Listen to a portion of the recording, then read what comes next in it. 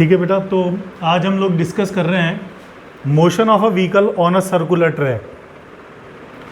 हम अभी फ़िलहाल फोर व्हीलर्स की बात करेंगे। फोर व्हीलर और टू व्हीलर का मोशन में थोड़ा डिफरेंस है। आपने देखा होगा जब बहुत ज़्यादा तेज़ स्पीड से बाइक्स जाती हैं सर्कुलर ट्रैक पे तो पूरी झुक जाती हैं, ऐसे बिल्कुल वो ज़मीन से टिक जाते हैं, और जितनी ज़्यादा हाई स्पीड होती है उतना ज़्यादा टिक जाते हैं।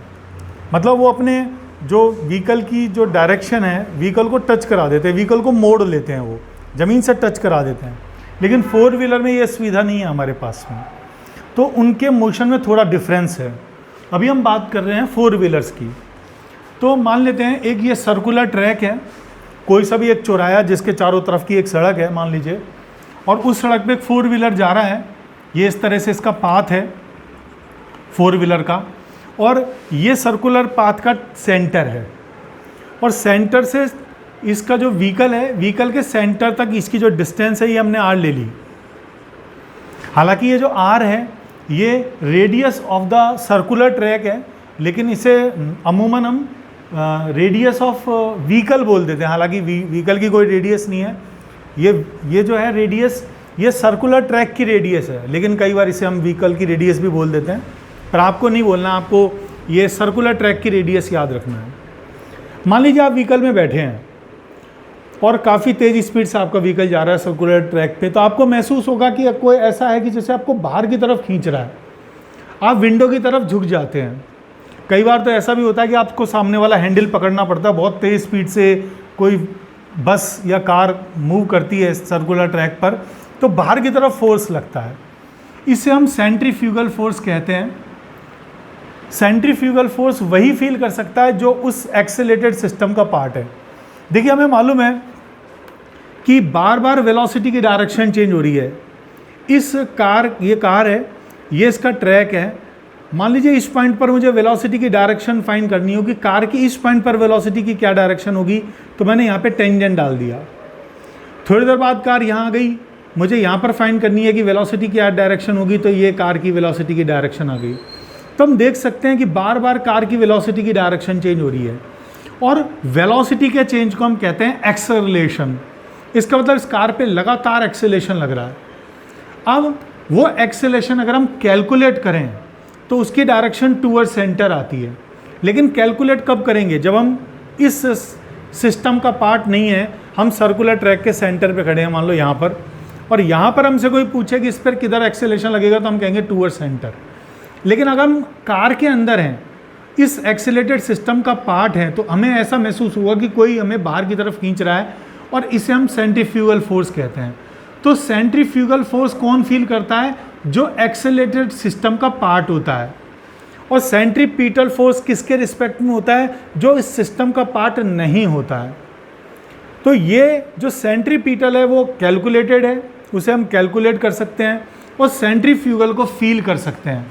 तो हमें कंसेप्ट बेटर तब समझ में आएगा जब हम फील करें, खुद कार के अंदर बैठे हैं तो हमें पता लगेगा कि कोई ऐसा है कि जो हमें बाहर की तरफ खींच रहा है।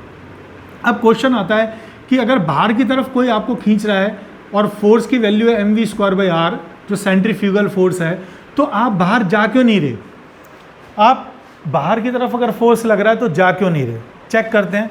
तो इसका जो वेट है mg वो नीचे की तरफ है, और हमें मालूम है किसी भी फोर्स का 90 डिग्री पर, किसी भी वेक्टर का उसके 90 डिग्री पे कोई कंपोनेंट नहीं होता। तो mg का अगर मैं इधर कंपोनेंट लूँगा तो कोई कंपोनेंट नहीं आएगा।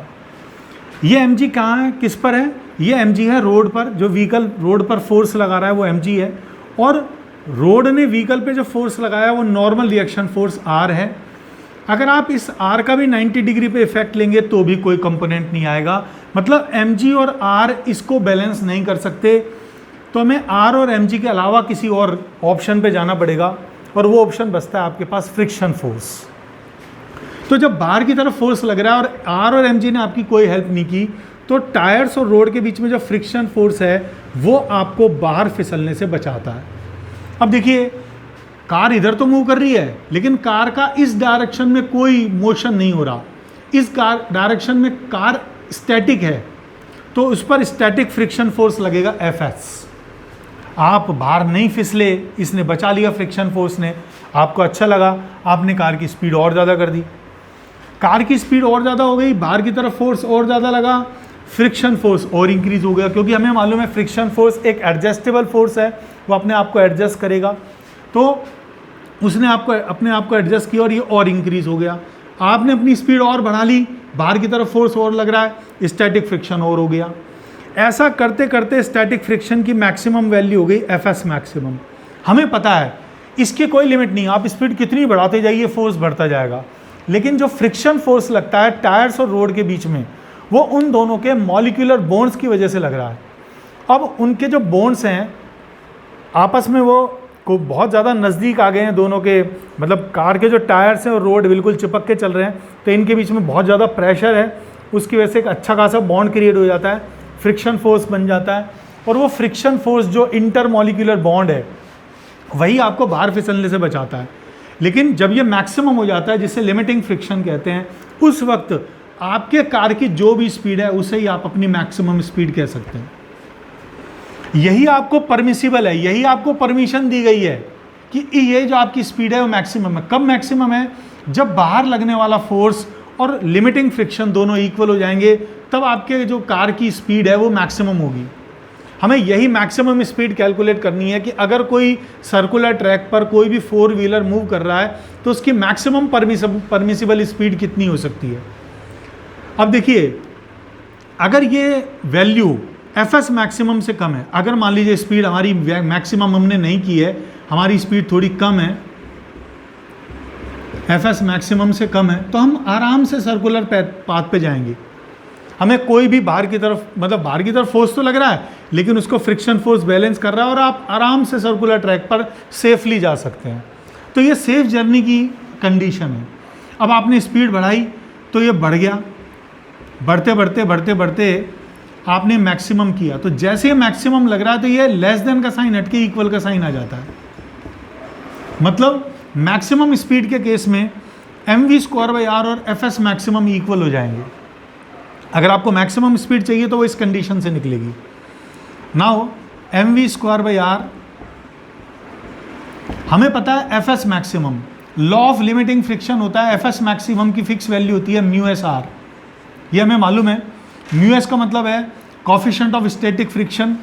अब हम कहेंगे, सवाल ये होता है कि ये तो मूव कर रहा है तो स्टैटिक कहाँ है, तो हम वो बात करेंगे कि इस डायरेक्शन में मूव नहीं कर रहा तो इस डायरेक्शन में स्टैटिक है, तो इसी डायरेक्शन में हमने फ्रिक्शन लिया है तो यहाँ पर हमारा कोफिशिएंट ऑफ स्टैटिक फ्रिक्शन आएगा।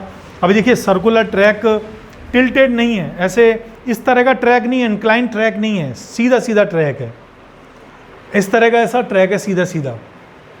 इसका मतलब जो आपका रोड है वो हॉरिजॉन्टल है, और हॉरिजॉन्टल अगर रोड है तो आर की वैल्यू एम जी के इक्वल होगी, क्योंकि एम जी की वजह से व्हीकल इस सड़क में धंस नहीं रहा और आर की वजह से फ्लाई नहीं कर रहा, उड़ नहीं रहा, इसका तो आर की वैल्यू एम जी के इक्वल है। तो आपने यहाँ पर mv²/r को μs mg के इक्वल कर दिया, r की जगह mg रख दिया, स्मॉल m से स्मॉल m कैंसिल हो गया, यहाँ से v मैक्सिमम स्क्वायर हमारे पास में क्या आ गया, r को क्रॉस मल्टीप्लाई किया तो μs/g, और जब हमें v मैक्सिमम चाहिए तो हमने दोनों साइड स्क्वायर रूट ले लिया, तो v मैक्सिमम हमारा आ गया अंडर रूट μs/g। ये आपकी वो मैक्सिमम स्पीड है जो आप किसी भी 4 व्हीलर को किसी सर्कुलर ट्रैक पे जब चलाते हैं तो ये मैक्सिमम स्पीड है। r रेडियस है। आपने देखा होगा, अगर आपको स्पीड ज़्यादा चाहिए, ज़्यादा स्पीड चाहिए, तो आप इसको बीच में ना चला के कॉर्नर में चलाइए तो r की वैल्यू इंक्रीज हो जाएगी। g में हमारा कोई रोल नहीं है, लेकिन μs का भी हमें ध्यान रखना है। रेनी सीज़न में टायर्स और रोड के बीच में पानी की लेयर आ जाती है जो एक लुब्रिकेंट की तरह बिहेव करती है, जो दोनों के मॉलिक्यूल्स को पास में नहीं लाती है, तो उनके बीच में बॉन्डिंग कमज़ोर हो जाती है। कमज़ोर बॉन्डिंग का मतलब फ्रिक्शन कम हो जाता है, मतलब μs की वैल्यू कम हो जाती है। तो रेनी सीज़न में μs कम हो जाता है, तो रेनी सीज़न में आपको बहुत सेफली, बहुत कम स्पीड से अपना व्हीकल चलाना चाहिए। तो रेनी सीज़न पे आप ध्यान रखिएगा। तो this is the maximum speed of a vehicle on a circular track. Thank you for watching the video. अगर आपको ये वीडियो अच्छा लगा हो तो प्लीज़ लाइक और सब्सक्राइब कीजिए। Thank you very much.